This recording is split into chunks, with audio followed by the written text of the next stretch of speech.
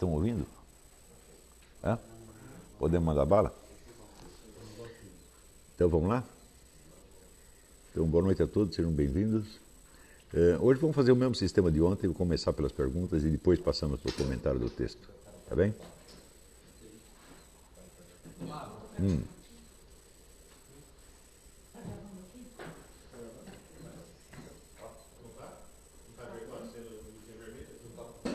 Aqui eu não estou vendo luzinha nenhuma.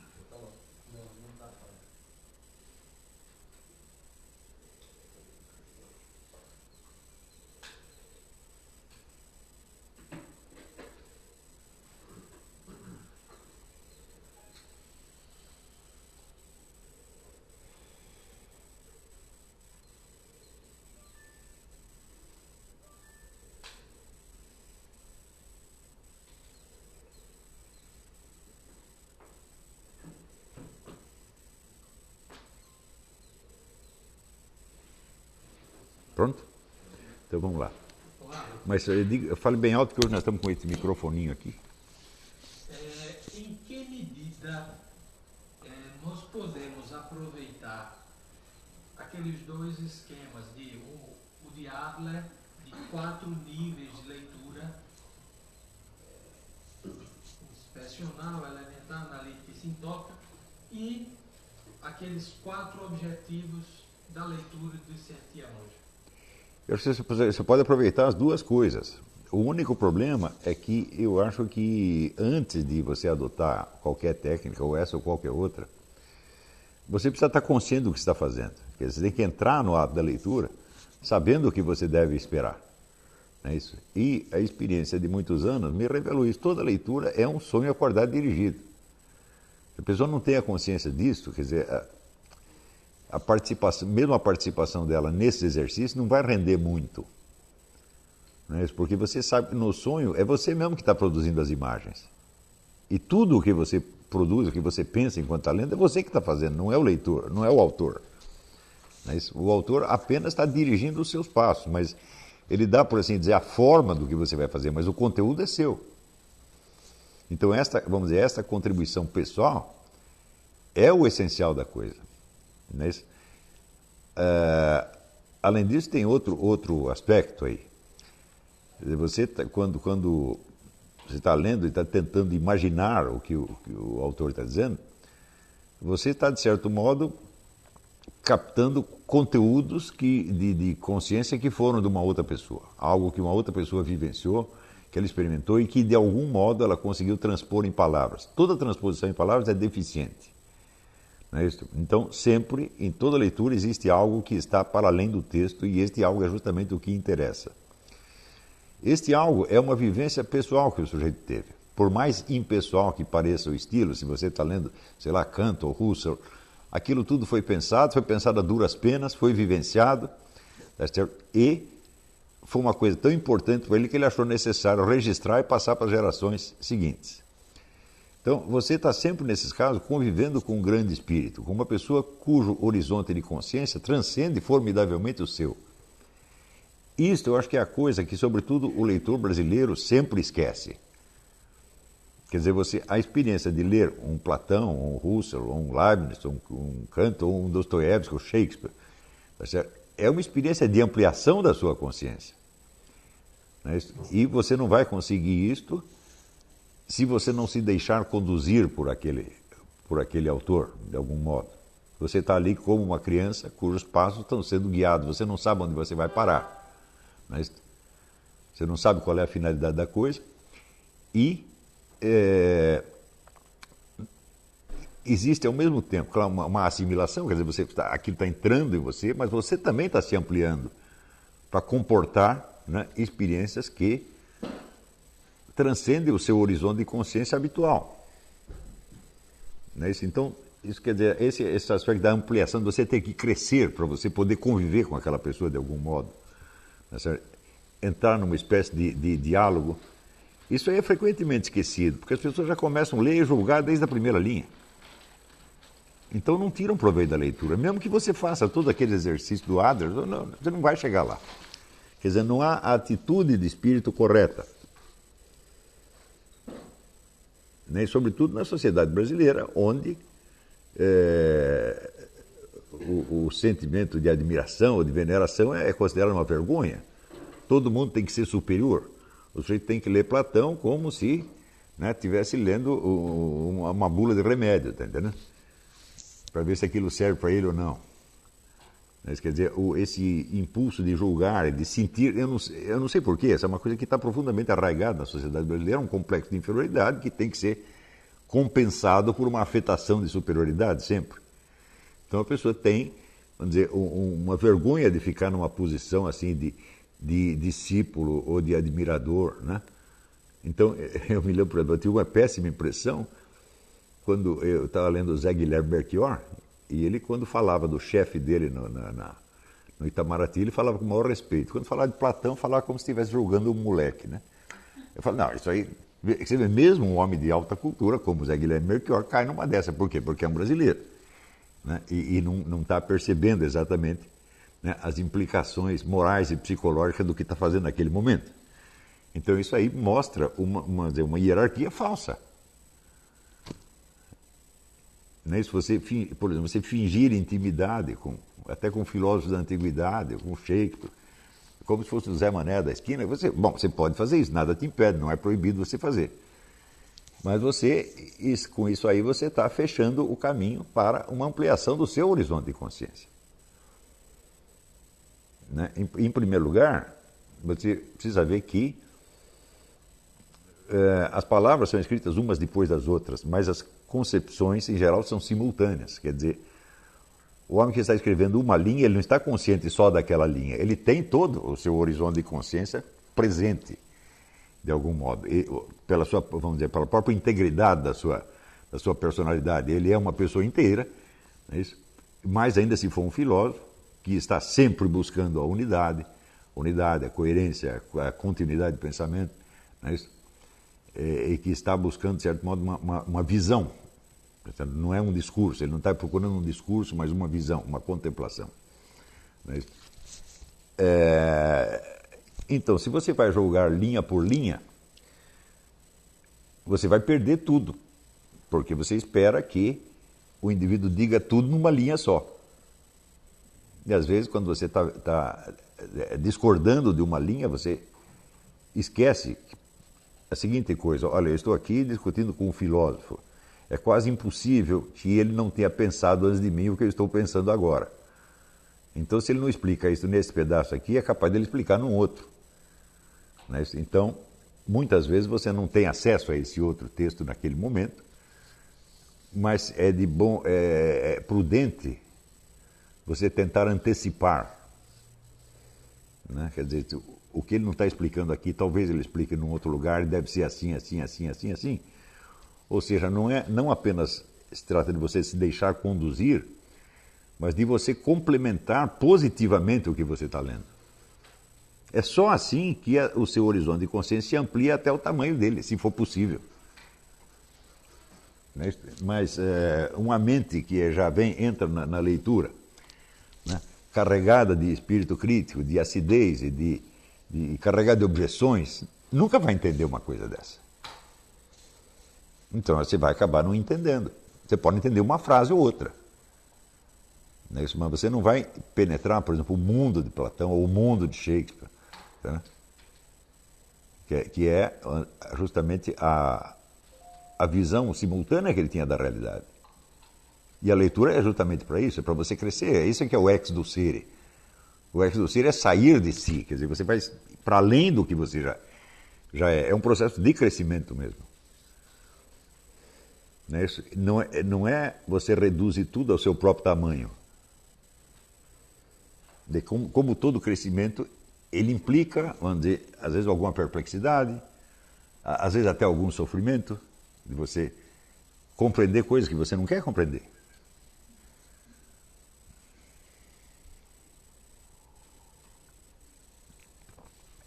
Quer dizer, esse que eu acho que é o problema fundamental da leitura, e não a técnica propriamente dita. Quer dizer, toda técnica serve a alguma finalidade. E você entrar naquela atividade consciente dos fins, eu acho que já esclarece tudo, muito mais do que qualquer técnica.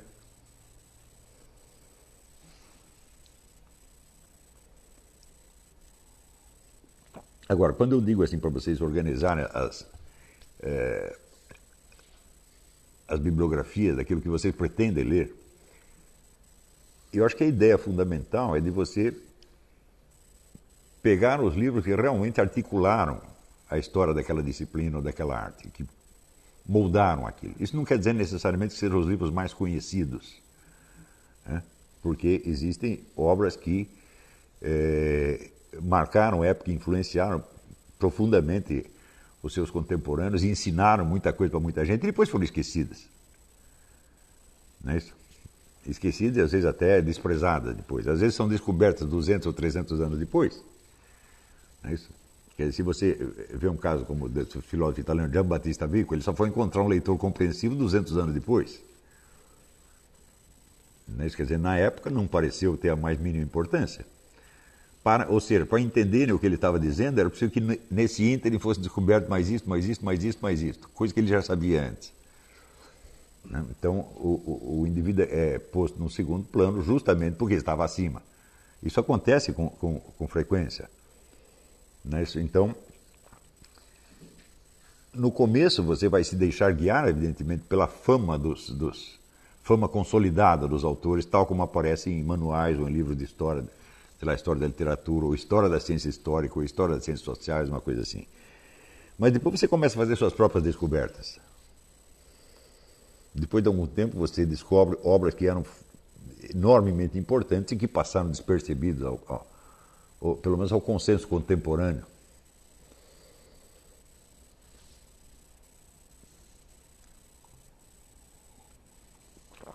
Né? E às vezes também você descobre erros de avaliação terríveis, feitos pelos historiadores ou pelos críticos, né, que enterraram alguma coisa que não era para ser enterrada. Hoje mesmo eu estava vendo um caso, tem um romancista inglês chamado Charles Morgan. Ele fez um sucesso enorme entre os anos 30 e 40, foi traduzido no mundo inteiro, ganhou a Légion d'honneur na França, etc. Depois foi totalmente esquecido, né? E até o Carpo, na história da literatura ocidental, fala dele assim, nariz empinado, ainda com ar de superioridade. E que agora os caras estão descobrindo de novo. Começaram a reeditar e falaram, pô, como é que nós enterramos esse cara? Né? Quer dizer que era não só um grande romancista, mas era um homem de uma lucidez extraordinária. Quer dizer, é um sujeito que nos anos 40, 50, ele já se preocupava com todos esses processos de manipulação da mente, de controle mental e tal, que iam ser usados por governos totalitários e até dentro das democracias. Ele já entendia tudo isso antecipadamente. E é um assunto que muita gente, aparentemente culta, não está preparada para enfrentar até hoje.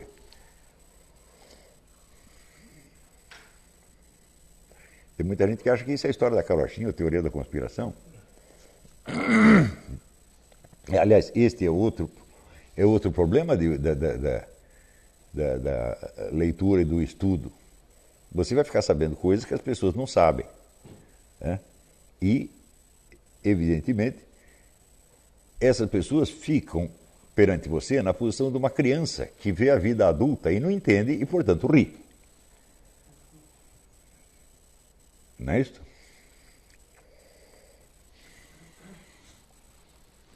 Então, vamos dizer, o que no começo você pode ter uma sensação de isolamento, estou perdendo meus amigos, não gostam mais de mim, né? Tinha um aluno meu que dizia assim, se eu continuar assim, a minha namorada não vai mais me chamar de meu fofinho, né? E em seguida você pode ter uma atitude, passar para uma atitude de hostilidade. Quer dizer, você cansou de apanhar, você começa a bater. E no fim você vai ter que ter uma atitude de paciência e você vai começar a educar essas pessoas de algum modo. Não essas necessariamente, mas algumas outras. É assim que você faz o educador. Que é aquilo no qual eu pretendo que de algum modo vocês todos se transformem.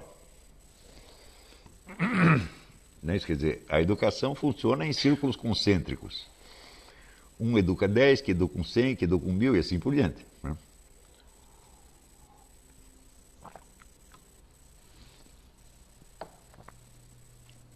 Então você veja que,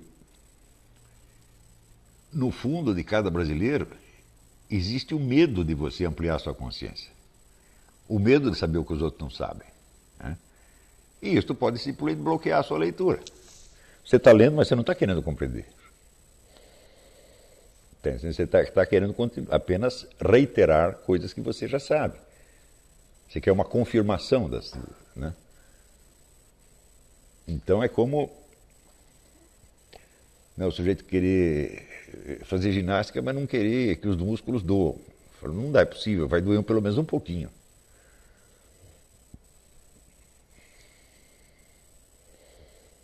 Então, é por isso que eu não acho tão importante assim a técnica. Eu acho que a técnica do Adler ajuda muito, mas ela foi concebida para uma outra finalidade que não é a nossa e não pode ser a nossa.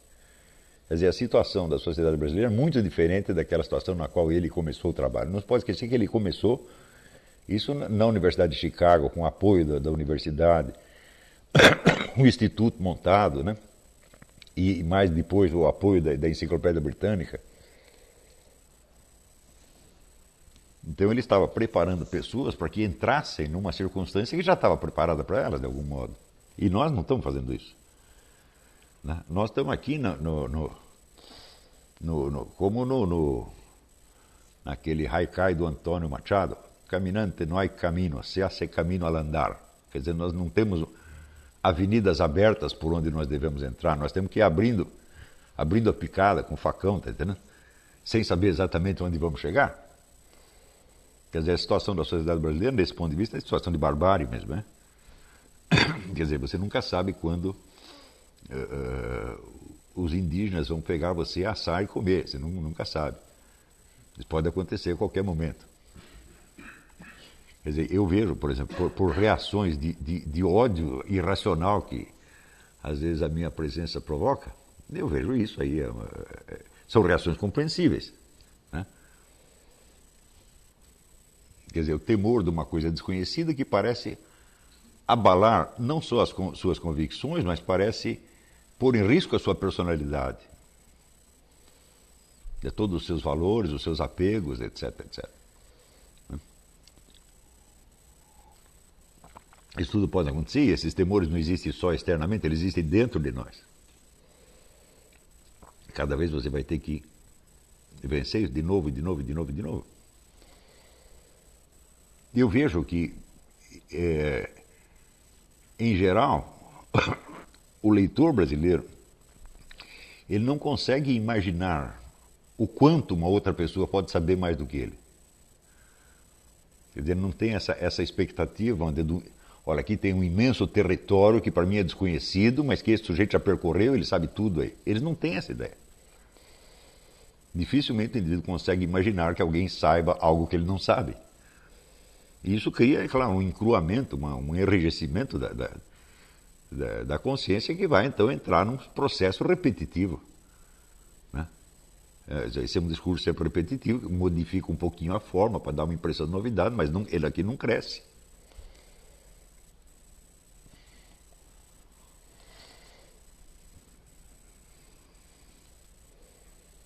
A tendência, vamos dizer, brasileira de se pegar numa fórmula dogmática e continuar repetindo, ao mesmo tempo onde o sujeito proclama que ele é um espírito crítico, não é isso? O sujeito está dizendo, aqui estamos fazendo pensamento crítico, mas você não vê pensamento crítico algum, você só vê a repetição. Não, o que eles chamam de pensamento crítico é apenas ranhetice contra alvos padronizados, não é isso? Eu lembro quando eu escrevi o Imbecil Juvenil, né? Todo mundo sabe que aquilo que eu disse ali é verdade, aquilo corresponde à experiência de todo mundo. Isso quer dizer, você briga com a família porque você precisa cada vez menos dela, você está se separando dela à medida que você cresce. Mas ao mesmo tempo você é subserviente com o grupo da sua idade, no qual você deseja se integrar e ser aceito. Todo mundo sabe que as coisas são assim. Não é isso? Mas a ideia de que a família é o ente dominador, é dele que você tem que se libertar, é um elemento repetitivo de discurso. Então você diz aquilo, repete, você não percebe que aquilo é o contrário da sua experiência. Então, justamente na medida em que você se abre para ampliar o seu círculo de consciência, guiado por esses grandes autores, também se amplia o seu círculo de consciência para a percepção da sua situação imediata. Quer dizer, se a sua leitura, seu estudo não resulta nesta ampliação da consciência da sua situação existencial real, concreta e imediata, então não está funcionando.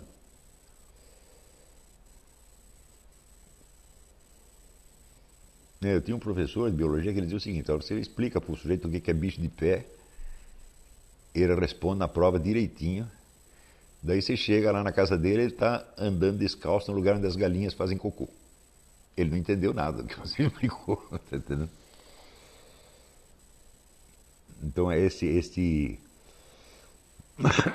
uma intensificação da sua capacidade de perceber a sua situação psicológica, social, histórica, familiar, tá? Tem que resultar da leitura, evidentemente. É claro que numa universidade não se espera que ninguém faça isso, se espera apenas que passe na prova. E aí, isto mesmo que é, vamos dizer, a causa principal da ineficiência das universidades.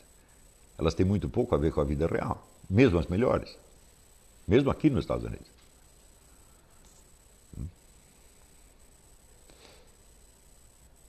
Então é isso, né? Você pode usar qualquer técnica, mas o que importa é o estado de espírito com que você entra na coisa. E é isso que, a meu ver, é isso que distingue, vamos dizer, o leitor inteligente do leitor vulgar.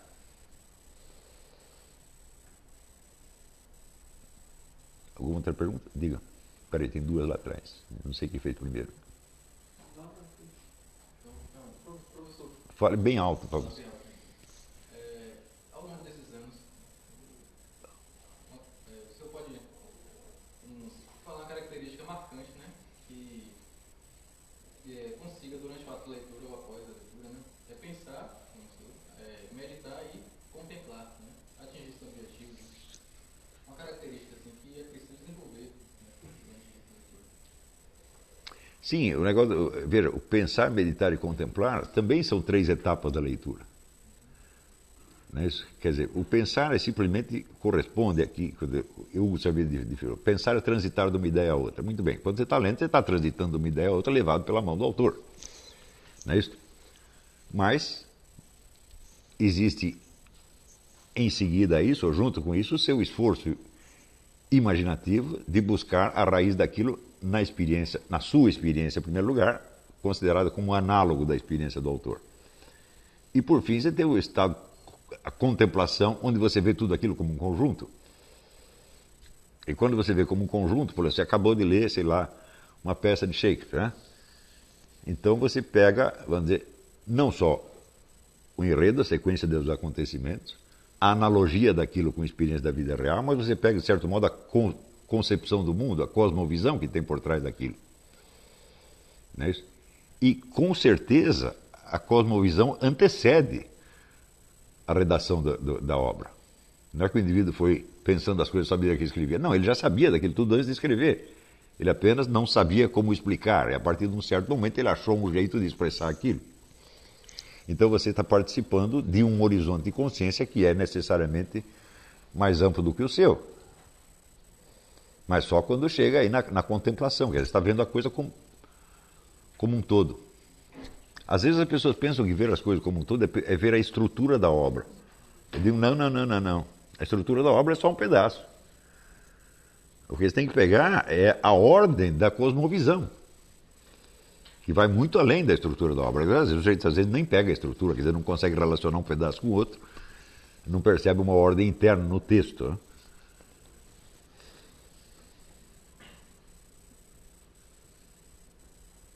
É isso, eu acho que, por exemplo, o método do Adler ele pode estacionar aí. Na hora que você percebeu a estrutura, a ordem do texto, acabou o serviço. Não? Mas por quê? Porque a técnica dele é fixada no texto. E o que eu estou falando aqui, o texto é só um instrumento. Nós vamos chegar, o que interessa é a ampliação da consciência. Porque mesmo que você esqueça o texto, mas os elementos de cosmovisão, eles estão integrados em você. Diga aí. É o seguinte, eu entendi, Mais alto, mais alto. eu entendi que através do exercício da imaginação pretende-se chegar à experiência do autor. Aí eu pergunto, há sempre essa experiência pessoal do autor, independente da obra, por exemplo, se tratar de um livro de ficção, um romance, e, por exemplo, aqueles personagens que ele criou distoem totalmente da personalidade dele. Quer dizer o seguinte, cada obra, independente se distoe, por exemplo, a personalidade do personagem lá, do autor, há essa experiência pessoal dele em cada... Mas sem sombra de dúvida. Sem sombra de dúvida. Sem sombra de dúvida, porque se você está lendo uma obra, a obra tem vários personagens. Os personagens são diferentes entre si, então necessariamente são diferentes do autor também. Mas aí você tem a participação imaginativa dele em esquemas de vida que não são o dele. Então é essa atitude dele, essa experiência dele. Enquanto ele criou cada personalidade que eu que tenho que chegar através dele. Sim, você vai incorporar todos esses personagens também como possibilidades humanas. O que é uma obra de ficção? É uma história possível. Tá certo? Uma história possível que às vezes pode até ter acontecido mesmo, mas ela não foi escrita para reproduzir o acontecimento real. Esse não é o objetivo, né? Então, é uma história possível com personagens que são possíveis. E esses personagens, vamos dizer, eles são motivados por forças, por motivações que podem ser nossas também e que existem dentro de nós como possibilidades. Apenas são possibilidades não realizadas. Quando você lê a história do Raskolnikov, quer dizer, o estudante pobre que tem enormes ambições, que se acha um gênio, etc., etc., e ele está na miséria, não tem nem como pagar os estudos, então ele vê uma velhinha agiota que ele diz, bom, eu posso matar essa velhinha, ela não serve para nada mesmo, pego o dinheiro dela e aí a minha carreira deslancha. Não é isso? Bom, quem não teve essa ideia algum dia? Só que nós não realizamos, ele realizou. Você está entendendo? Quer dizer, aquilo que pode existir numa alma como conteúdo da sua vida, na outra pode existir apenas como uma tentação passageira que você rejeita na hora. No caso, não seria a experiência dele, mas sim do que ele está apresentando, não é isso? Sim, não é necessariamente a experiência pessoal dele, existe a experiência humana, na verdade nem existe experiência pessoal. Toda experiência nossa é, em grande parte, experiência delegada. Quer dizer, é impossível você atravessar a sua vida tendo somente as suas emoções. Você participa das emoções dos outros. E a nossa alma é um composto de tudo isso. Então, a nossa, como a do autor, a mesma coisa. Quer dizer, tem uma pluralidade de possibilidades, de personagens dentro.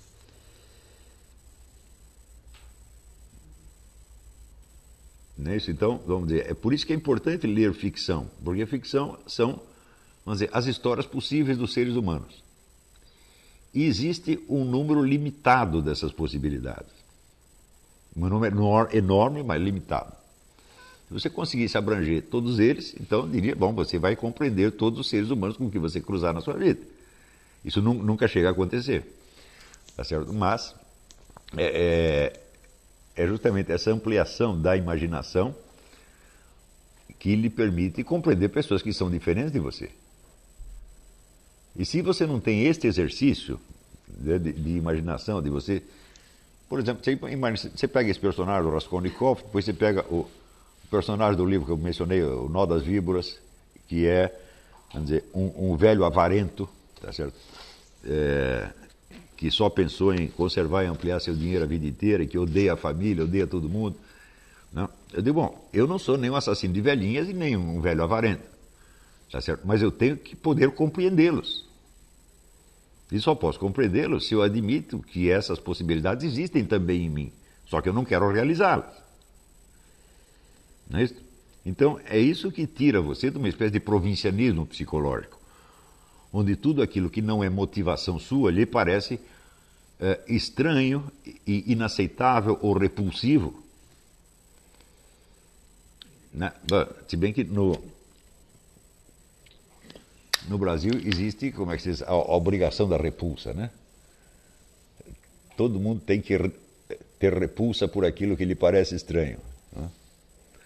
Eu só tinha nesse final que você chegou aí, eu queria saber o seguinte, com relação à suspensão da descrença, eu devo utilizar, independente da obra, para qualquer obra, mesmo que Sempre. eu sinta que aquela obra tenha, seja de certa forma ameaçadora. Sim, certamente. Agora, se você sente que é ameaçador demais, você para de ler. Não, é isso que eu falo. Não vai ler com o pé atrás. Isso não. Se você sentir isso aqui está nitidamente me fazendo mal, né? Para de ler. Deixa para ler mais tarde, quando você estiver mais fortinho. Não é isso? Não, pior. Você pode ler, sei lá, Lord Byron, que era um satanista. Não é isso? Shelley, que era outro satanista. Né? Isso pode fazer um mal desgraçado. A não ser que você... Shelley. Não Schelling, o filósofo. Shelley, o poeta. Então eu utilizo, mas desde que eu seja maduro o suficiente para lidar com aquela obra, certo? Claro, agora, toda ampliação da imaginação, quer dizer, ela é evidentemente uma tentação. Não é isso? Mas, note, até que no Pai Nosso, você pede para Deus não deixar você cair na tentação. Mas exposto à tentação, você está o tempo todo. Então por que você vai ter medo? Se é uma tentação puramente imaginária.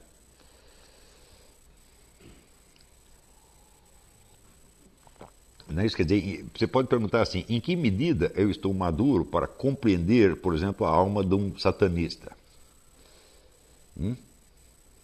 Se eu não estou maduro, é melhor não ler aquilo. Não é isso? Se é para eu ler e ficar assustado, ficar odiando o sujeito, olha, é melhor não ler. Mas, em princípio, vamos dizer, se a experiência dele resultou numa grande obra de literatura que continua sendo lida, respeitada, etc., bom, então algum motivo ele teve para ser do jeito que ele era. Não é isso?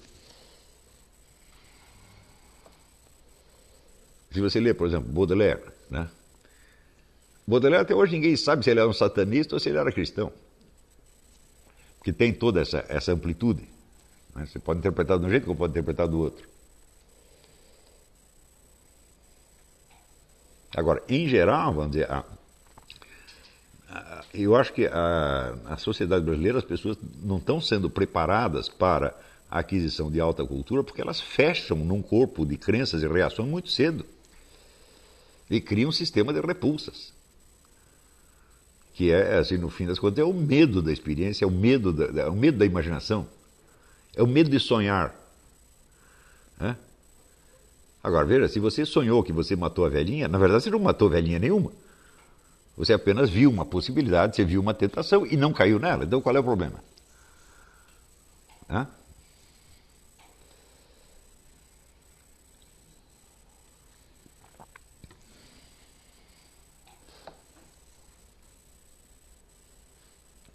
Agora, no Brasil, você vê isso aí, de acordo com o corpo de crenças e de valores que consolidou no sujeito, às vezes aos 15 anos de idade, né, ele já tem uma repulsa por tudo aquilo que seja contrário àquilo, ou que pareça contrário.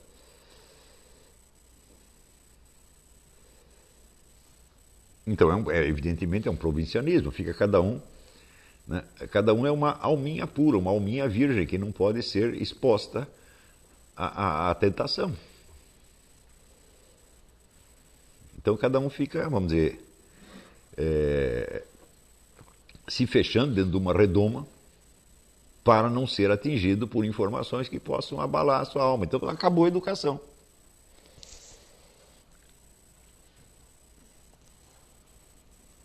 Então, quer dizer, você... como também a sociedade exige que cada um já tenha opinião formada entre os 15 e os 20 anos, então ninguém pode aprender coisa nenhuma.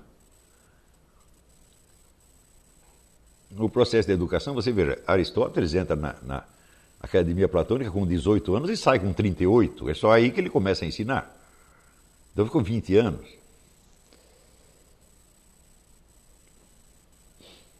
Quer dizer, é normal, um período de aprendizado de 20 anos é inteiramente normal.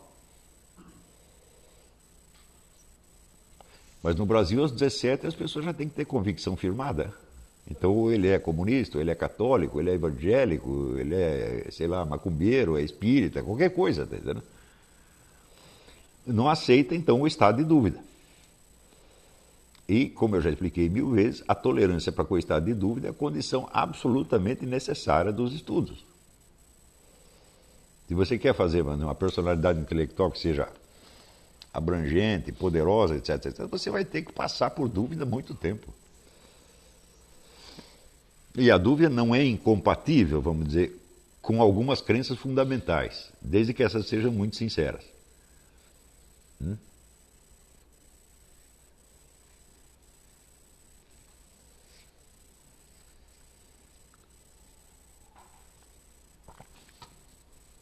Desde que, veja, muito sinceras e sejam, por assim dizer, crenças tão gerais, tão universais, que nenhum fato possa abalá-las. Agora, se você já tem crenças quanto ao mundo dos fatos, quanto ao mundo histórico, quanto à sociedade, quanto a todos os valores, aí não dá.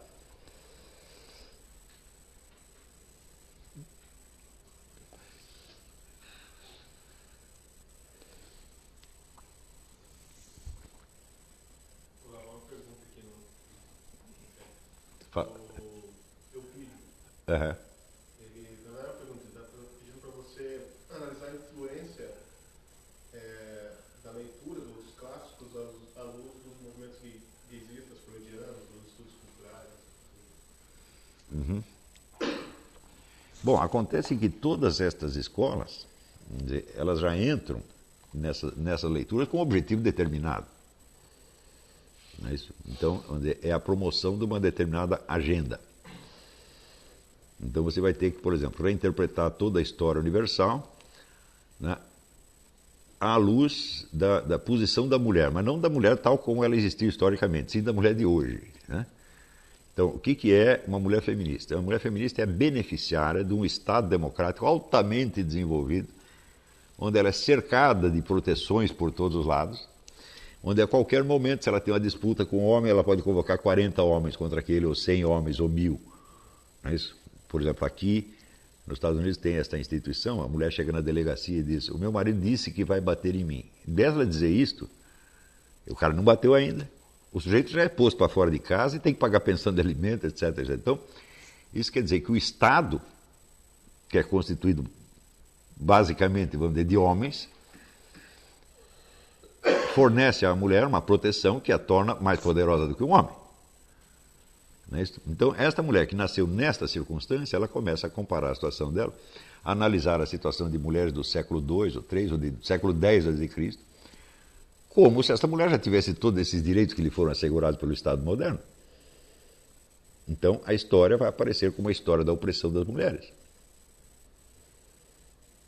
Não é isso? É claro que, vamos dizer, esse é um erro de leitura, em primeiro lugar, né?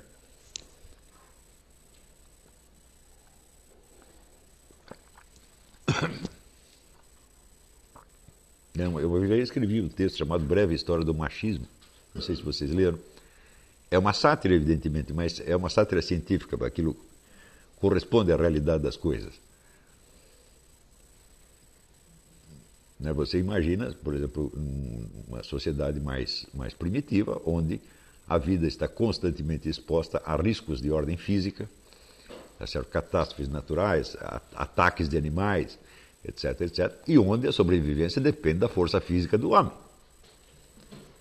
Então, o homem se torna naturalmente o protetor, e é natural que o protetor tenha autoridade.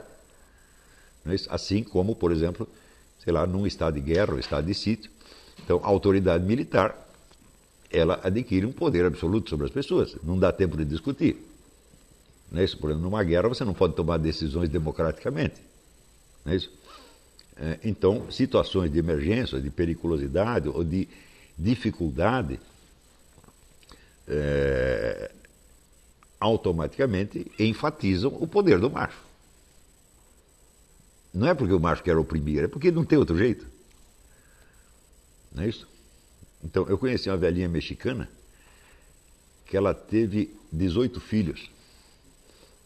E ela precisava de filhos, porque para trabalhar na lavoura era trabalho pesado. Então ela dizia, la necessidade hace parir hijos machos. Essa necessidade, né? E ela tinha razão. E se tivesse um monte de filhas mulheres, bom, ia ser um problema.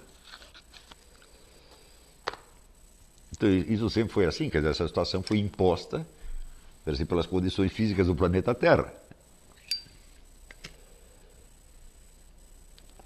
E fica difícil entender. Para quem foi criada dentro de uma outra sociedade completamente diferente, né? Sociedade que não tem 200 anos de idade, ela não pode esquecer isso. Quer dizer que a experiência que a pessoa vive numa democracia moderna é uma experiência, de certo modo, inédita para o restante da humanidade. Quer dizer, o simples fato de você ter, vamos dizer, um monte de garantias constitucionais e legais, fala, bom, a maior parte da humanidade não teve isto.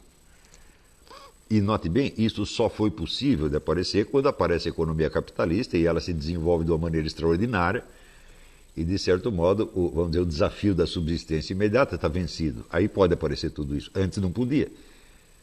Não é que as pessoas não inventaram a democracia porque elas eram atrasadas. Falam, não, elas não tinham os meios materiais. Quando você não tem o meio material de fazer uma coisa, você não faz. E você não pode ser condenado por não ter feito. Não é isso? Ou, por exemplo, nós temos horror da escravidão. Mas nós não entendemos que durante a maior parte da história humana a escravidão era o único meio de organizar a economia. O Império Romano viveu da escravidão, teve pão.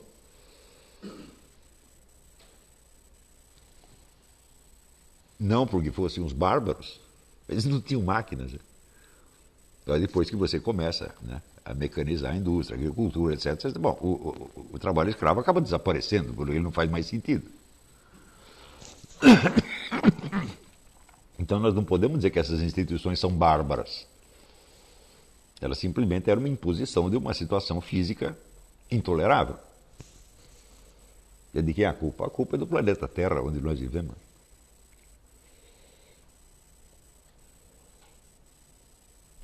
Mas agora, por outro lado, é fato que pessoas que têm, vamos dizer, uma formação ou conservadora ou cristã têm uma dificuldade tremenda de entender o raciocínio dessa gente. Cria uma repulsa. Você não compreende o que eles estão dizendo. O que é outro perigo também. Porque, afinal de contas, você percebe o que é gaysista, feminista, etc. É gente como nós, tem basicamente os mesmos impulsos, as mesmas emoções. E se chegaram às conclusões a que chegaram, por algum motivo foi.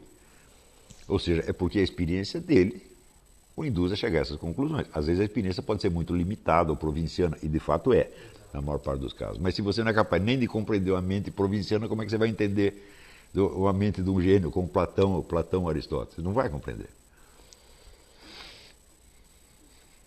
Você tem que compreender que, às vezes, certas necessidades humanas banais, elas podem ser negadas ou frustradas durante muito tempo e se tornar um centro de atenção obsessiva. Né? Um negro, por exemplo, que reinterpreta toda a história humana à luz do gaysismo, o que ele está fazendo? Quer dizer, a necessidade que ele tem de ser aceito e aprovado tal como ele é tão intensa que ele tem que modificar toda a cosmovisão em função disso, em função desse detalhe.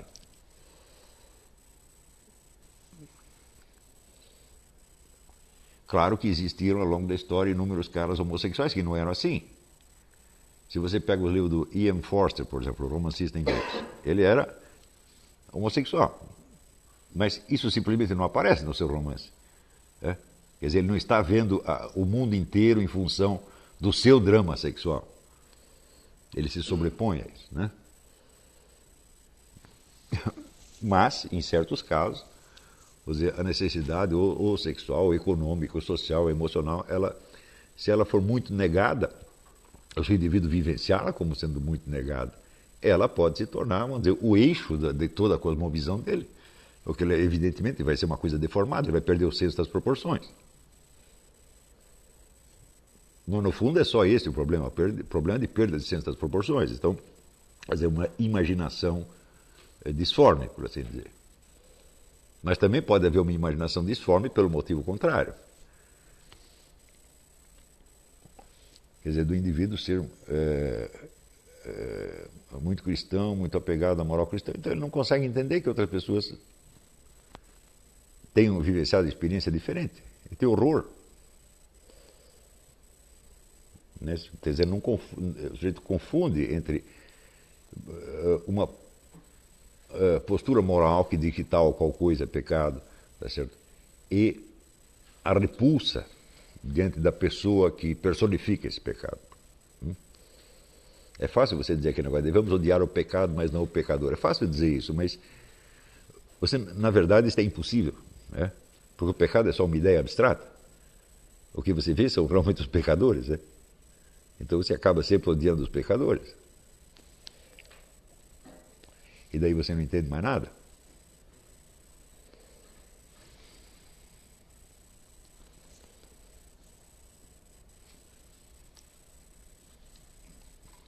Então, em todos os casos, você vê que existe uma resistência, existe ao mesmo tempo uma ambição de você ampliar a sua consciência, um desejo disso, e existe um medo disso. Né? Mas isso é como qualquer prática que implica algum desafio. Você quer, mas você teme. Uma das coisas vai predominar, ou o desejo ou o temor. Enquanto predominar o desejo, você vai continuar crescendo.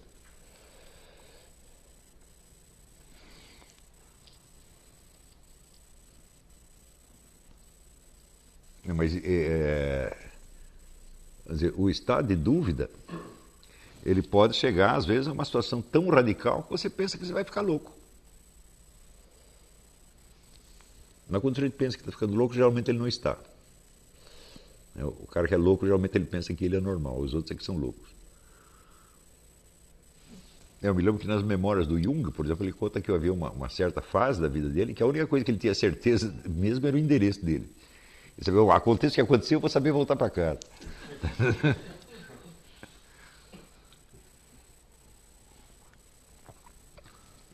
Mas essa dúvida geral, universal, ela não faz mal nenhum, ela faz parte do aprendizado. Desde que a dúvida seja fundada, vamos dizer, numa confiança profunda que você tem no poder do Espírito, né? Você diz, olha, aconteça o que acontecer, a coisa pode ficar tão confusa, no fim Deus vai me guiar. Se você acredita nisso, você não tem medo de entrar em parte alguma. Mas também você precisa graduar a sua capacidade de se expor a essas coisas. É o problema que ele estava falando, né? Eu vou ler aqui Lautréamont, ou Baudelaire, ou Lord Byron, né? E isso é forte demais para mim, eu não aguento isso. Né? O Marquês de Sade. Se você sente isso, você para de ler, deixa para ler depois. Ou não lê nunca, sei lá. Ninguém é obrigado a ler tudo. Né?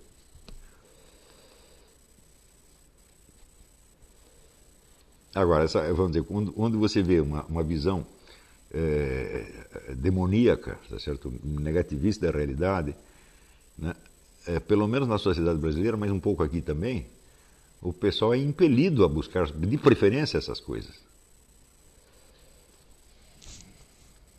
Quer dizer, onde você vê que tem um sujeito, bom, o camarada é totalmente pervertido, sadomasoquista, etc. É lá que você vai. Né? Em primeiro lugar, com 14 anos de idade. Eu vou ler aqui o Michel Foucault. Né? Assim não dá. Também você não pode esquecer que, graças à influência do marxismo e da psicanálise, sobretudo, existe um certo prestígio, vamos dizer, da má vontade, da ranhetice e da acidez. Isso é influência da escola de Frankfurt, é preciso criticar tudo, é a crítica radical de tudo quanto existe, como chamava Marx. Então você tem que olhar o mundo com o espírito de ranheta. Né? E as pessoas não percebem, na medida em que elas fazem a crítica radical de tudo quanto existe, elas estão se colocando acima de tudo quanto existe. Não tem nenhum problema de você fazer a crítica, desde que você a faça com modéstia. Não é isso? E se você faz com modéstia, você vai entender que nem tudo é criticável.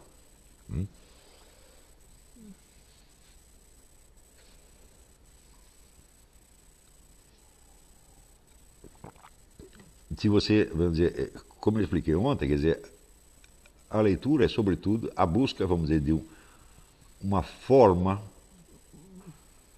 por trás do caos, por trás da opacidade da experiência, uma forma que, de certo modo, organize a experiência e que te faça vislumbrar algo da luz que está por trás.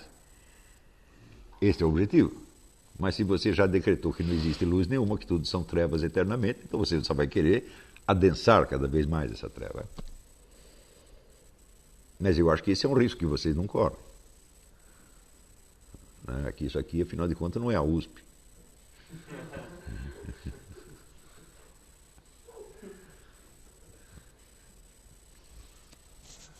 Quer dizer, esse espírito de crítica e de revolta perante tudo,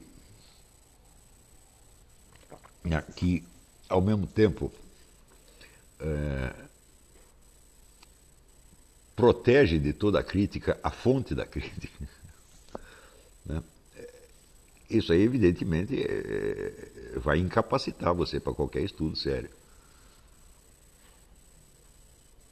Por exemplo, tem pessoal aí que está lendo Antônio Gramsci há muito tempo. Eu digo, mas nunca voltaram os instrumentos críticos do Gramsci contra o próprio Gramsci.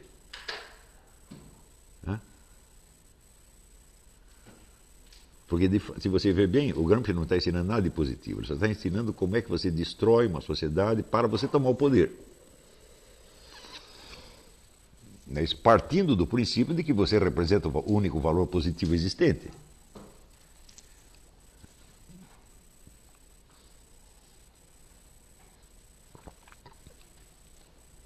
E é claro que essa premissa ela é altamente questionável.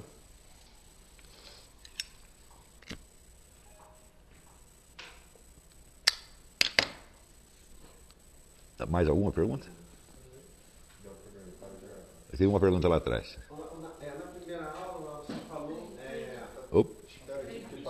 Parou.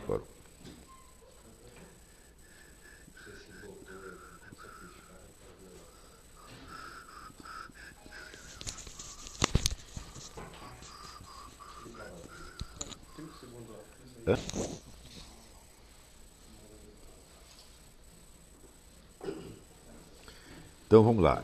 Eu queria ler mais um pedacinho aqui e comentar. Pode falar. Não. Vamos ler primeiro, depois a gente faz a pergunta, não? Então aí continuamos na página 12. O fim cultural da leitura. Com isso chegamos ao assunto principal, isto é, que classe de leitura é aquela que cultiva?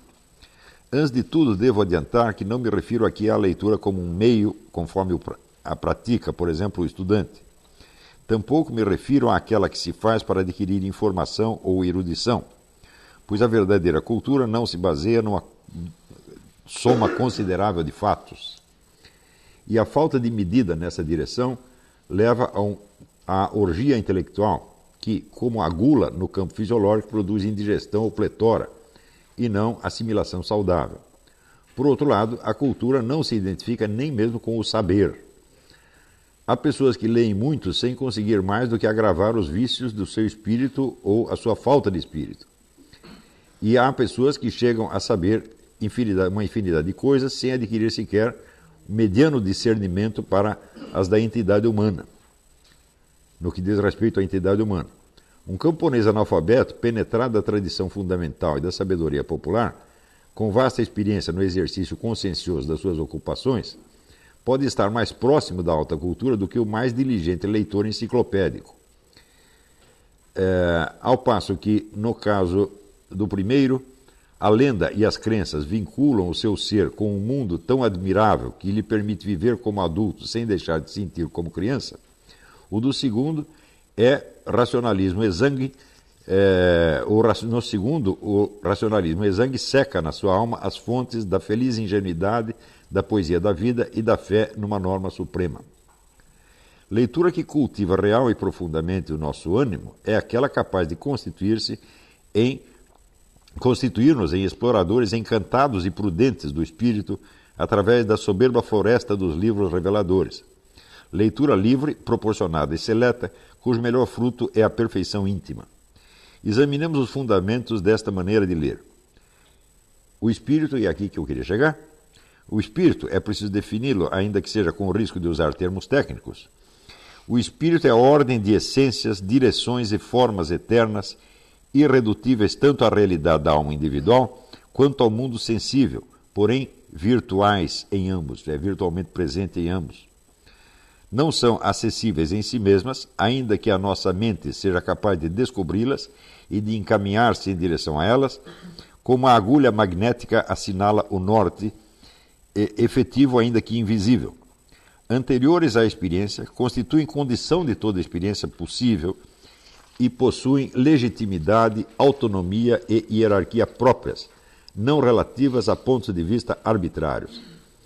Imperceptíveis para os sentidos, constituem a matéria do sentido.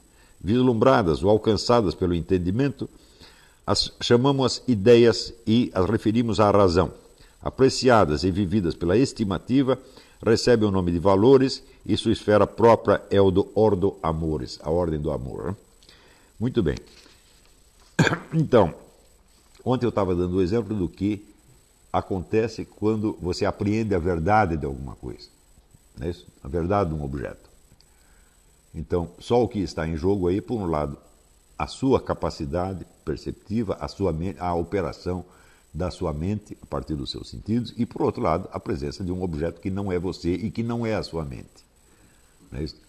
Quando você chegar a apreender a verdade deste objeto, onde está essa verdade? Ela não pode estar na sua mente, porque senão seria apenas, vamos dizer, um funcionamento subjetivo que não alcança o objeto. E não pode estar só no objeto, senão você não alcançaria. Se fosse a verdade da coisa, fosse uma coisa totalmente estranha à sua mente, você não a captaria jamais. Então é necessário que a verdade não esteja nenhum nem outro, mas de certo modo que abranja a ambos. Tá certo? Então, a verdade não é só uma relação, tá certo? Ela é um campo dentro do qual estão o sujeito e o objeto. E é exatamente por isso que nunca a verdade de um objeto é apreendida completamente. Porque, de certo modo, a verdade transcende o sujeito e o objeto. Né? Agora, o conjunto das verdades... Por exemplo, você está aprendendo aritmética, e daí o professor te ensina que 1 mais 1 é igual a 2. Bom, essa é uma coisa que se passou na sua mente, não é isso? Mas as propriedades do número 1 e do número 2 não estão na sua mente, estão no próprio número 1 e número 2. Não são produto da sua mente, senão você poderia inventá-lo conforme você quisesse. Você vê que, nesta operação, a sua mente cede perante uma exigência que está na própria estrutura dos objetos que você está lidando, ainda que sejam objetos puramente ideais, que não sejam objetos físicos. Não é isso? À medida que você vai aprendendo mais e mais e mais aritmética, você vê um conjunto de relações que tem uma consistência, que não se deixa dobrar, não cede à sua vontade, não cede à sua imaginação. Então esses números, eles lhe resistem. Tá certo? Portanto, eles não dependem, eles não são livres criações da sua mente. Não é isso? Muito bem. E quando você faz uma conta, você chega ao resultado certo. Então você chegou à verdade daquele ponto. Né? Você sabe que esta verdade, ela está na própria estrutura dos objetos que você está estudando, e não na sua mente. E, no entanto, você só chega a ela através da sua mente. Então, é isto aí que é o espírito. O espírito é algo a que você só chega através da sua mente, mas que, ao mesmo tempo, está para além da sua mente. Portanto, você nunca o alcança plenamente, só alcança vislumbres. Tá entendendo? Agora, nós estamos cercados de objetos. Objetos de ordem física, objetos de ordem humana, objetos de ordem imaginária, de ordem histórico-social, etc, etc. E cada um desses tem a sua verdade. Não é isso? Ou seja, o nosso universo não é composto só de objetos, mas da verdade desses objetos, que para nós, na maior parte, é inalcançável. Não é isso? Então isso significa que para além do mundo da nossa mente e para além do mundo dos objetos, existe a ordem da verdade. É a isto aí que Platão se refere quando ele fala das ideias. Agora, se você não tem, vamos dizer, a prática de você permanentemente estar percebendo a presença, vamos dizer, do espírito em toda a sua atividade cognitiva, você nunca vai entender o que Platão quis dizer com as tais das ideias. Então você, evidentemente, vai desenvolver uma compreensão pueril disso aí. Né? Vai achar que Platão concebia como se fosse um mundo físico acima do mundo físico, que você tem um mundo corpóreo, tridimensional, em cima dele você tem um outro mundo mais sutil, mas igualmente material, tá certo? E você vai, então, achar que Platão acreditava na história da carochinha. Não é isso? Então, ainda que o sujeito leia o Platão com muita atenção e ainda que siga a técnica do Adler, se ele não está consciente de que a leitura é uma penetração no mundo do espírito, ele nunca vai entender, não é que não vai entender Platão, não vai entender coisíssima nenhuma. Não é isso? Correndo até o risco de coisificar ou de corporalizar a própria noção de espírito, né? Fazendo aquilo que o Dalai Lama chama de materialismo espiritual. Quer dizer, o mundo do espírito é um mundo mais sutil, uma espécie de fumacinha que existe por aí, uma espécie de gás. Né? Aquela história que o Lavelle chamava de intimidade espiritual, aquele texto que você... Sim, a intimidade espiritual existe, ela existe, a sua intimidade espiritual, evidentemente, né, que é o mundo das verdades que você já incorporou e que estão dentro do seu horizonte de consciência, e existe a participação na intimidade espiritual de uma outra pessoa. Né? Na hora em que nós fazemos, eu estou explicando essas coisas aqui, eu estou abrindo uma porta porque você participa da intimidade espiritual de Platão. Né? Esta experiência, vamos dizer, do acesso ao espírito, seja sob a forma da verdade, seja sob a forma da beleza, seja sob a forma do bem, tá certo? É o que está por trás de toda a arte universal, de toda a filosofia, de tudo que o ser humano produziu de algum modo. Tá certo? Só que nenhuma simbolização disso é perfeita. Senão, o primeiro que fez, né, por exemplo, o primeiro que escreveu um poema terá resolvido o problema de uma vez para sempre, ninguém precisaria escrever mais nada. Tá certo? Então existe esta busca permanente, quer dizer, o espírito, que é a ordem da verdade, é a ordem de todas as verdades sobre todas as coisas, não é isso?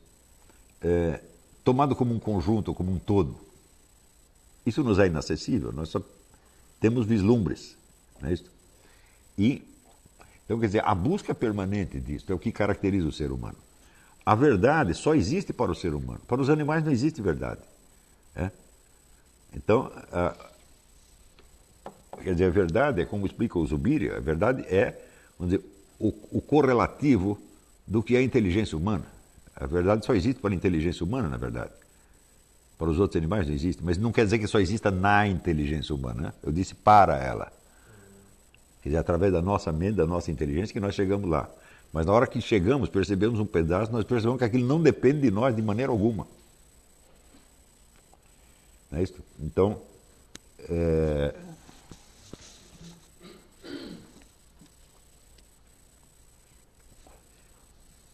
por exemplo, todo o mundo das essências. Né? Essência é o que as coisas são, independentemente de elas existirem. Então, vamos dizer, é o esquema de possibilidades que está por trás delas. Esse esquema, ele é objetivo, ele existe em si mesmo. Não é isso? Agora, é a atividade da nossa mente que nos permite perceber algo dele. Quando você fala, por exemplo, de uma possibilidade objetiva que existe em certa situação. Se é uma possibilidade objetiva, ela não se realizou ainda. Né? Ela é possível, mas ela está de tal modo embutida na lógica da situação que ela é necessariamente possível. Tá certo? Então você está percebendo algo que está na situação, que não foi a sua mente que criou. E você nunca a percebe inteira. Né? E é por isso mesmo que existe a cultura. Quer dizer, a sucessão, né, dos esforços inesgotavelmente repetidos para que o ser humano não perca o acesso ao mundo da verdade, ou ao mundo da beleza, e assim por diante. Agora faça a sua pergunta. Eu fiquei em dúvida porque na primeira aula eu utilizava bastante o termo signo, né? Aqui, depois das aulas subsequentes eu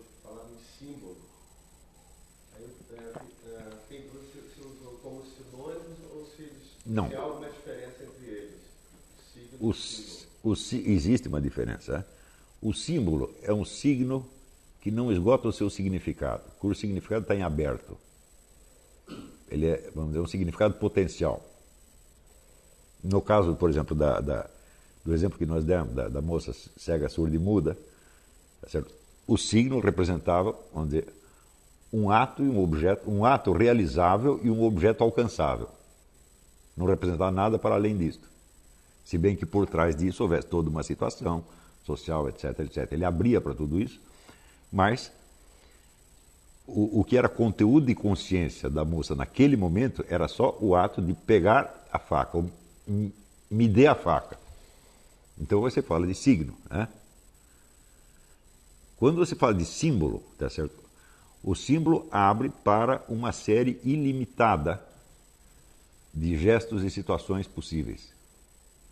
É como você olhar um objeto ou você olhar uma direção. Você diz, olha para o norte. Né? O norte não é uma coisa. Na direção norte existe uma infinidade de coisas. Está entendendo?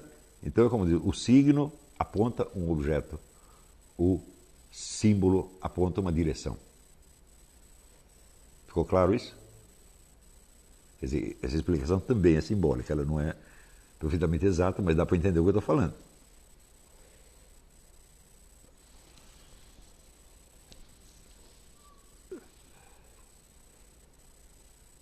O símbolo, ele transcende o signo, né? Não, ele transcende o seu significado imediato. Ele é um signo também. O símbolo é uma espécie de signo. Né? Mas é um signo que não aponta para um objeto, mas para uma potencialidade. Você dá um exemplo? Ficar mais claro. Por exemplo, quando você usa o sol, tá certo? Como símbolo da inteligência. Né? É uma fonte de luz. Tá certo? Mas você vê que ele não tem todas as propriedades da inteligência. Ele tem só algumas. Não é isso? Ele tem a luminosidade física. A inteligência se limita à luminosidade física? Não. Você sabe que há algo que está naquela direção. Nesse caso é o que eu considero um simbolismo natural. Quer dizer, é natural você simbolizar a inteligência pela luz. Não é uma criação cultural. Embora apareça como criação cultural em todas as civilizações.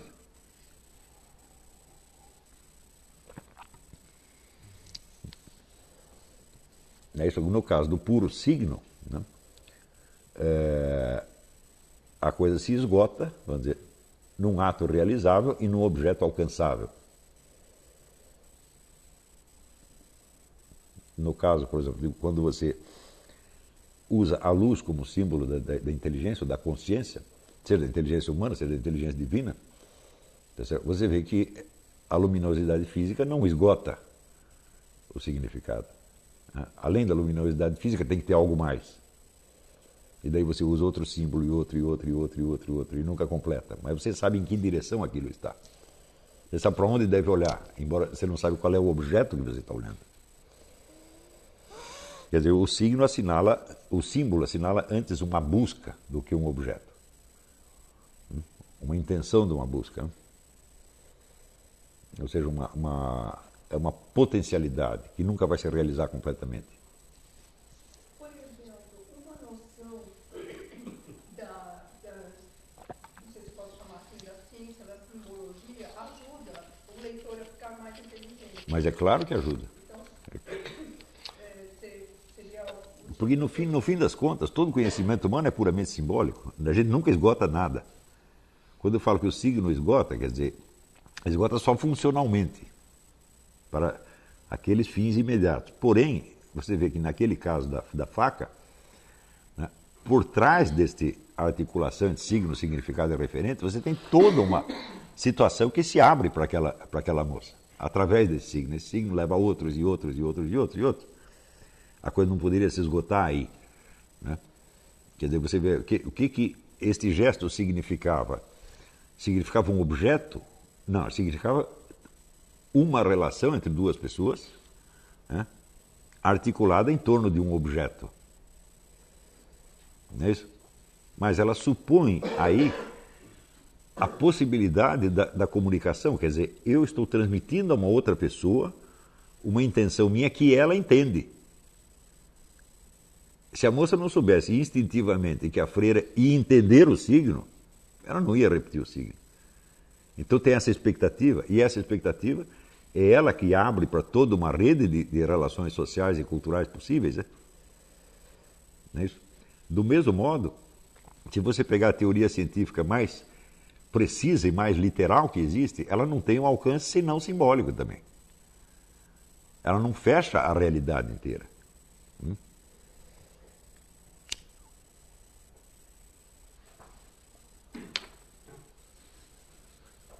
Isso é, tudo que o ser humano faz são símbolos. E essa produção de símbolos, ela se baseia, vamos dizer, na confiança que nós temos que outras pessoas são capazes de olhar para a mesma direção e, ainda que nós não tenhamos explicado tudo, algo elas vão entender. Quer dizer, a minha inteligência está em aberto e eu tenho que entender que a inteligência dos outros também está em aberto. Senão nós precisaríamos chegar, vamos dizer, à comunicação perfeita e fechada. Mas quanto mais perfeita e fechada for uma comunicação, mais valor simbólico ela terá. Se você chega a uma forma fechada, como por exemplo um soneto,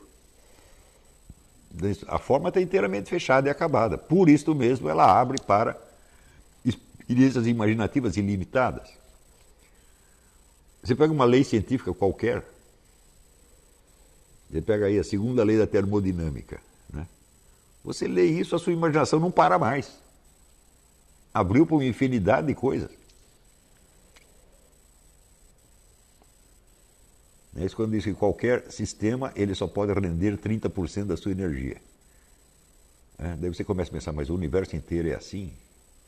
Então o universo está acabando.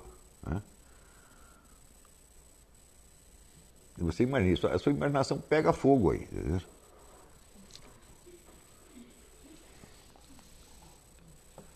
Então isso quer dizer que, embora, vamos dizer, esta lei científica, como qualquer outra, ela tem uma expressão verbal fechada, o significado dela é ilimitado.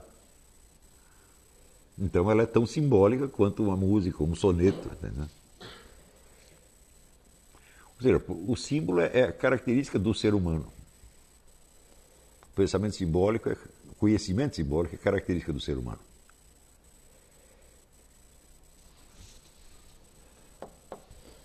Os animais não têm símbolos, só têm signos.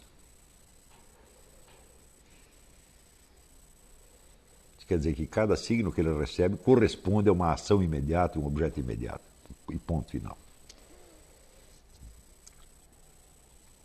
Por exemplo, é o caso quando você diz uma palavra para um cachorro. Você diz, por exemplo, o nome do dono dele, que ele conhece.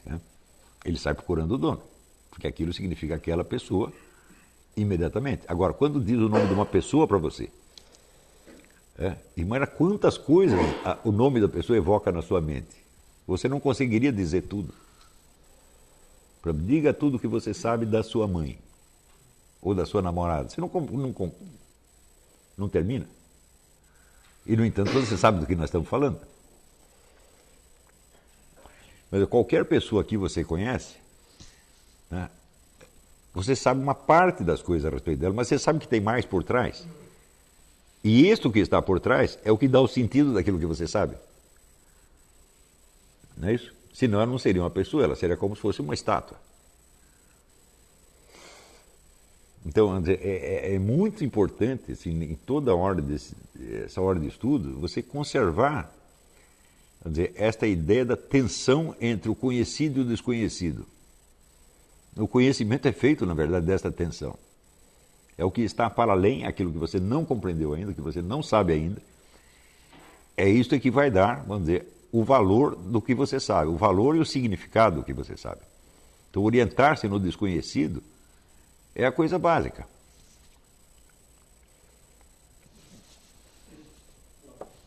Oi. Me pergunto, eu não lembro quando suas primeiras aulas, sensível, quer saber se a percepção sensível também é necessariamente simbólica. Necessariamente simbólica, porque Percebe parte, outra. todas as nossas percepções, elas são fragmentárias, tá certo? Elas duram muito pouco e só percebem pedaços. Nós nunca podemos perceber uma coisa inteira. E, no entanto, sabendo que a coisa inteira está aí.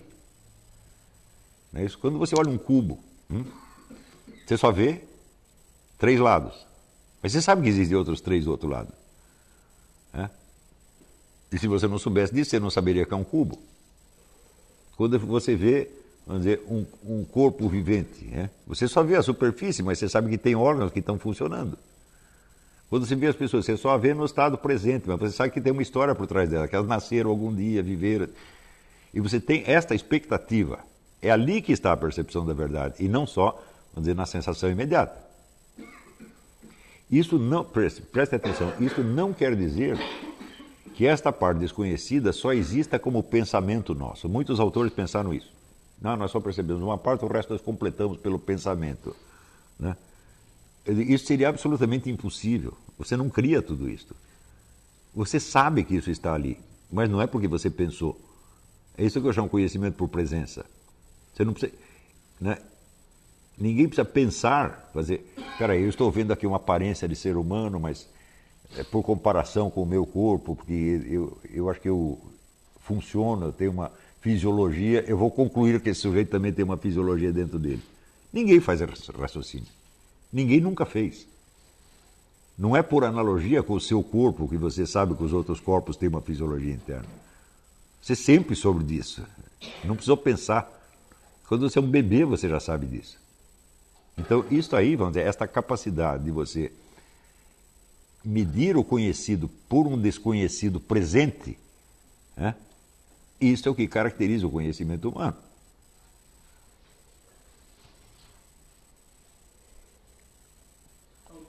Quer dizer, nós nunca vivemos nós vivemos num mundo de percepções. Eu falo, não. Você vive num mundo de objetos reais, dos quais você percebe uma parte. É? Mas você sabe que os objetos estão lá. Se você não soubesse, você não conseguiria perceber coisa nenhuma. Diga. Mas assim, ele fica no mundo de presenças, a gente percebe signos dessas presenças. Não são signos, são partes. Mas essas partes comunicam o todo, né? Porque elas insinuam o todo. Então, isso quer dizer que tem uma estrutura semelhante à do simbolismo. Mas não podemos dizer simbolismo, por quê? Porque o que você percebe não é um signo da coisa, é uma parte da presença dela. Então, é um mecanismo similar ao do simbolismo, mas que não é exatamente um simbolismo. Né? Por exemplo, quando você simboliza a inteligência ou consciência divina pelo Sol, o Sol não é uma parte da inteligência divina. Né? Ele é apenas um objeto criado por Deus. Não é isso? Então, aí se trata de um simbolismo mesmo. Onde existe uma relação de analogia. Mas entre o que eu vejo do seu corpo e a realidade do funcionamento do seu corpo, não há só uma relação de analogia, há uma continuidade efetiva. Então, é um mecanismo similar ao do simbolismo, na medida em que o percebido não abrange a totalidade da coisa, mas a indica. Mas não é um simbolismo na medida em que não é um objeto simbolizando o outro, e sim uma parte do próprio objeto simbolizando o seu todo. É o próprio simbolizado que está ali, sem dúvida. Mas não está inteiro. Mas você sabe que ele é inteiro. Né? Agora, a filosofia moderna, durante algum tempo, esbarrou neste problema. Né? Nós só percebemos uma parte. Tá certo? Então, como é que nós sabemos que os objetos estão realmente aí? Não é isso? Então, tiveram que explicar como se a percepção dos objetos fosse uma conclusão que você tira a partir dos dados sensíveis, quando não é assim. A consciência da presença do objeto é uma condição prévia para que você possa perceber por trás da parte o seu todo. Se você tivesse que construir mentalmente o todo, você não poderia começar a aprender. Está entendendo? Isso quer dizer, por exemplo, que eu também já dei uma aula muito tempo atrás sobre isso. Quando você... como é que você forma a ideia das espécies? você precisa ver vários exemplares da espécie. Eu vi um gato, depois outro gato, depois outro gato, daí eu construí a noção da espécie gato. Eu falei, não, quando você vê o primeiro gato, você já tinha a espécie inteira ali.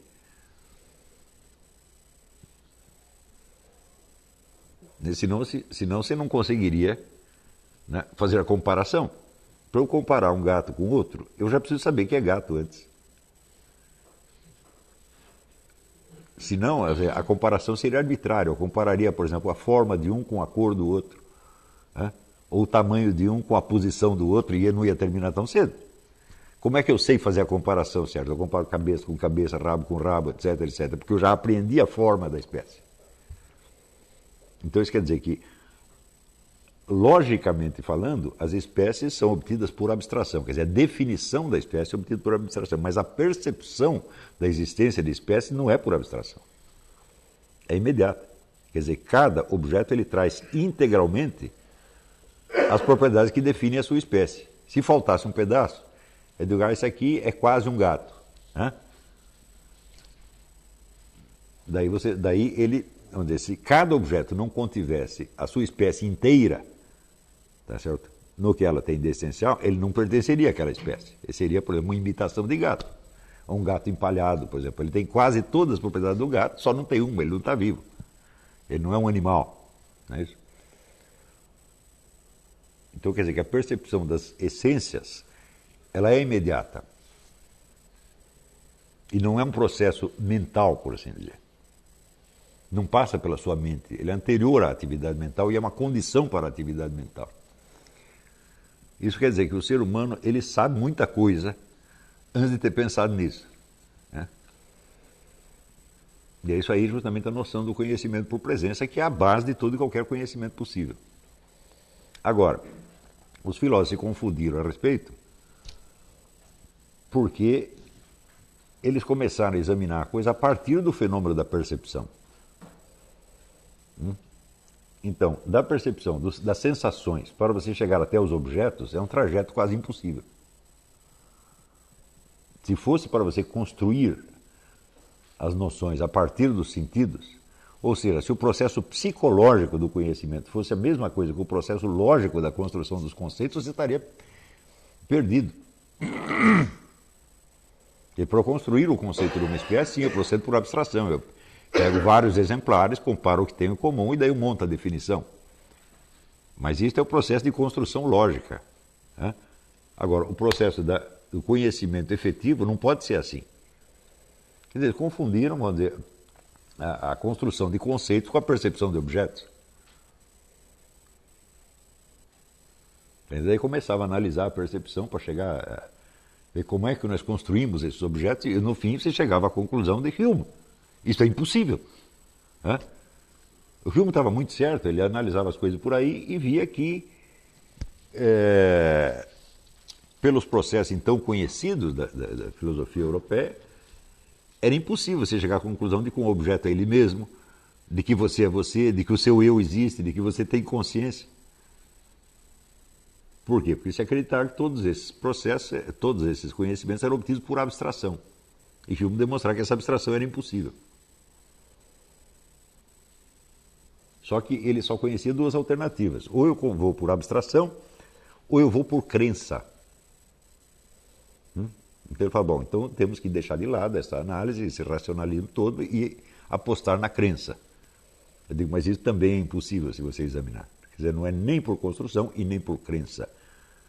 É o fenômeno do conhecimento por presença, é coisa que nós sabemos pelo simples fato de existir e de estar num mundo.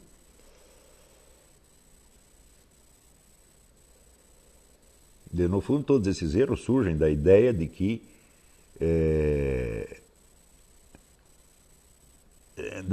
tudo é ideia. Então, ou são ideias formadas por experiência, ou são ideias inatas. Eu digo, bom, mas tem certos conhecimentos que eu não tenho como ideia. Né?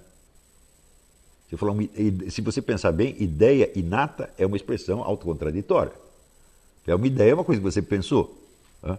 Se você nunca pensou, ela não pode estar aí. Então não se trata de ideias inatas, tá certo? Mas de um conhecimento real, de coisas reais, que é anterior a qualquer ideia ou pensamento. É o conhecimento que advém do fato de você existir realmente. Agora, uma análise, vamos dizer, do ser humano como existente só aparece no século XX. Antes só se imaginava e examinava o ser humano como sujeito cognoscente, que já é uma abstração. Então você pegava uma parte do ser humano, que é a sua capacidade de conhecer, e analisava tudo a partir daí. Digo só que para conhecer você precisa existir. Então a análise do conhecimento tem de vir depois de uma análise da condição existencial. Toda a escola chamada de existencialismo, a descoberta dela é essa.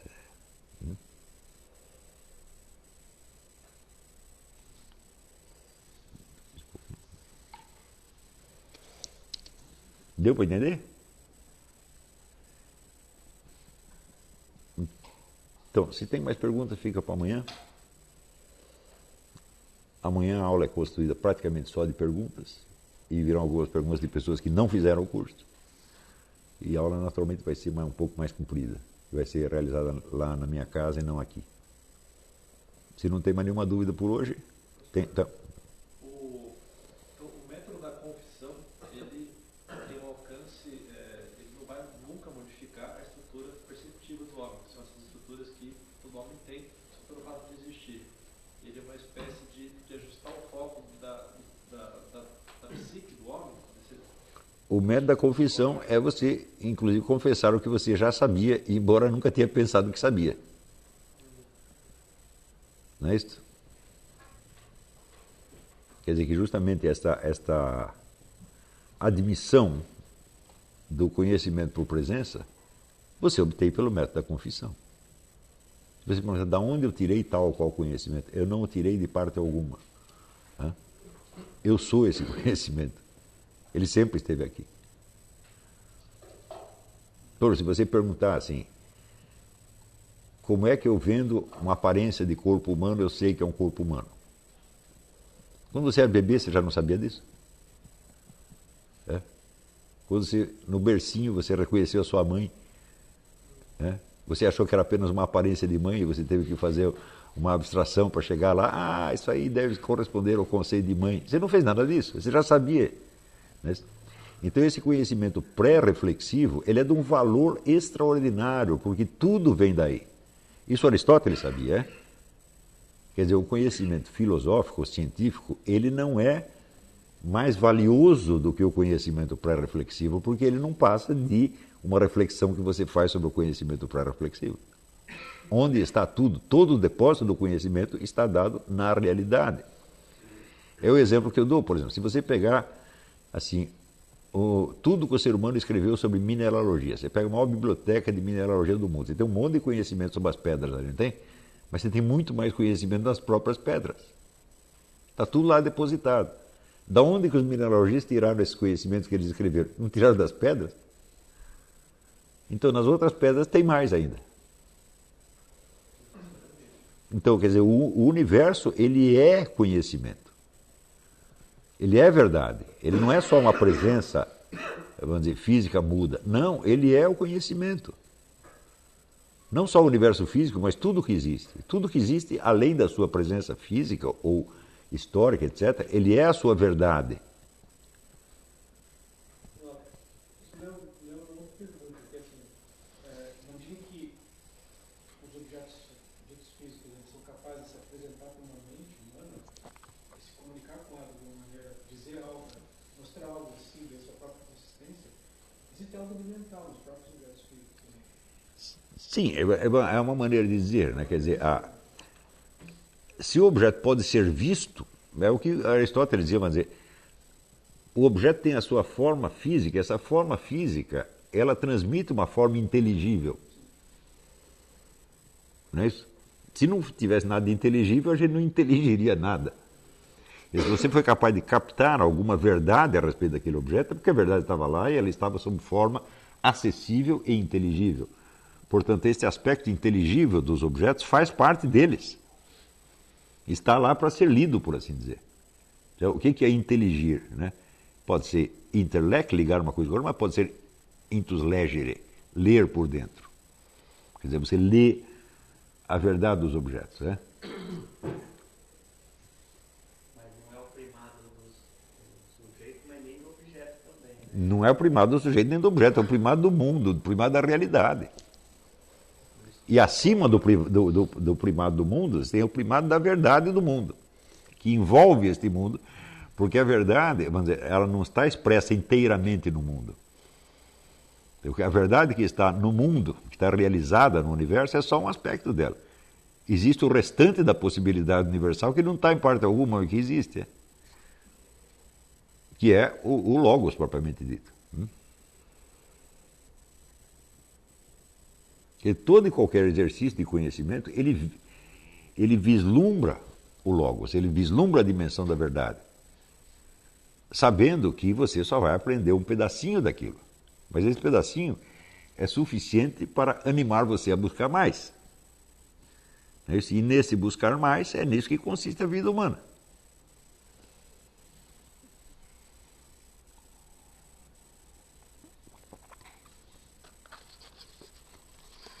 Agora, existem certos vícios, por exemplo, você pensar que a possibilidade é uma coisa que só existe na sua mente.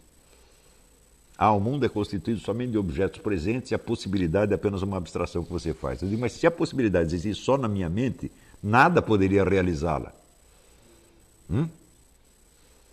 Está entendendo? Então, por exemplo, aqui eu vejo uma mulher solteira, né? Ela não casou ainda, e eu vejo que ela pode casar e ter um filho.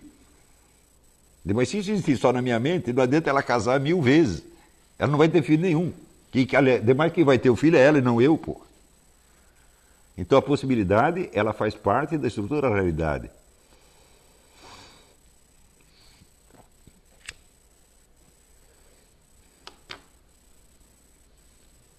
Você não pode dizer, não, a mulher só existe no seu estado presente.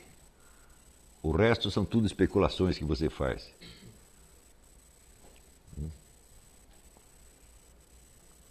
Diga, se fosse assim, só eu poderia mentalmente realizar qualquer possibilidade.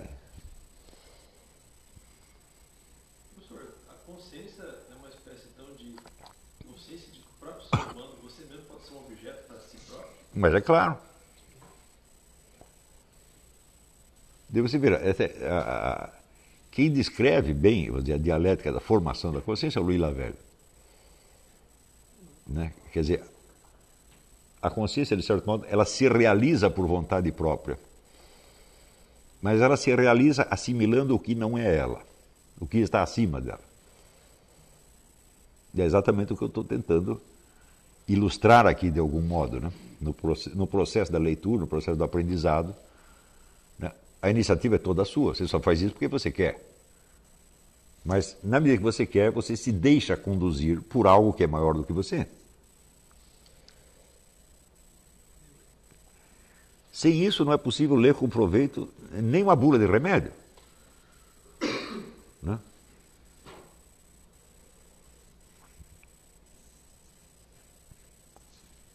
Então, vou dizer, a diferença entre o leitor inteligente e o leitor estúpido é exatamente essa.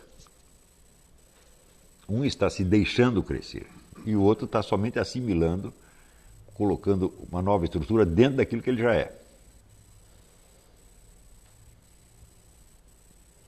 Que a leitura é um processo em aberto, mas da qual eu tenho o controle até certo ponto, porque eu posso pará-la a qualquer momento. Veja, eu não determino a direção para onde vai, a direção foi dada pelo autor. Mas o prosseguimento da atividade e a intensidade dela sou eu que determino.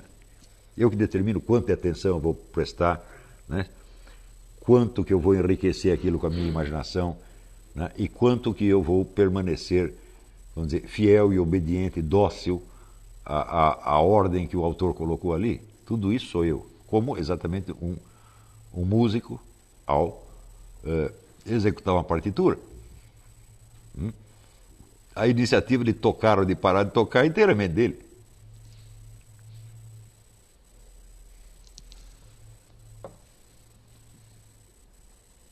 Então, por hoje deu?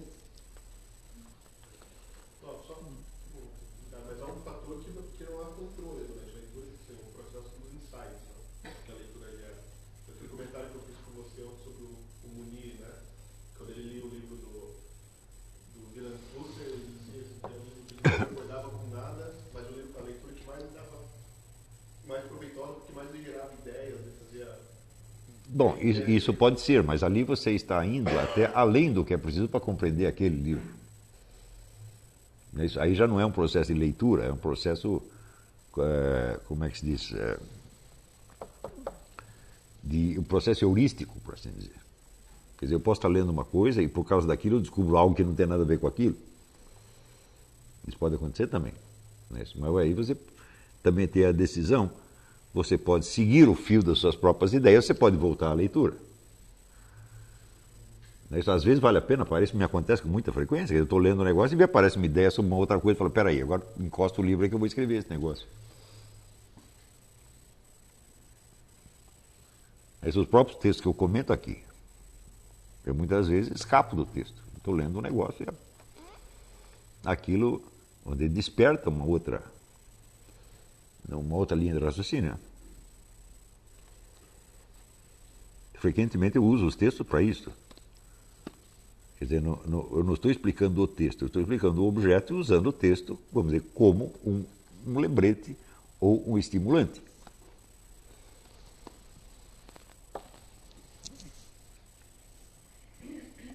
Eu não gosto muito desse negócio de analisar texto, tá entendendo? Quem está interessado em texto é a indústria gráfica, tá entendendo? Nós estamos interessados em conhecimento, em realidade, não é isso? E os livros, os textos, eles nos ajudam, mas se eles se tornam objeto de interesse em si mesmos, então virou um estudo especializado de alguma coisa e nos tirou da via do aprendizado propriamente dito. Né? Claro que examinando os textos enquanto objetos, você pode descobrir coisas extraordinárias. Também pode fazer isso. Né? Mas já não é sobre o assunto dos textos, é sobre eles próprios. Né?